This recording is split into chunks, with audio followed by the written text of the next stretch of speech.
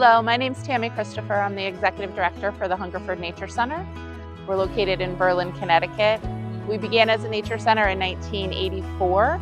We serve thousands of children, families, and adults. As part of our new strategic plan, we wanted to make sure that we were bringing nature to as many people as possible, and that included upgrading our access in many ways, including our entries and entrances to various parts of the building.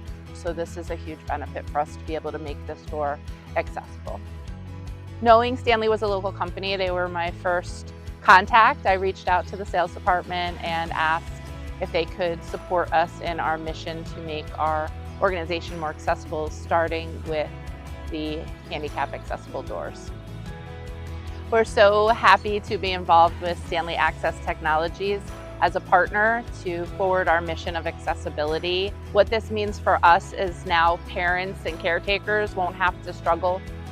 It also means that our visitors with mobility challenges can more easily navigate our property to explore all of the benefits of visiting animals and nature that we have here.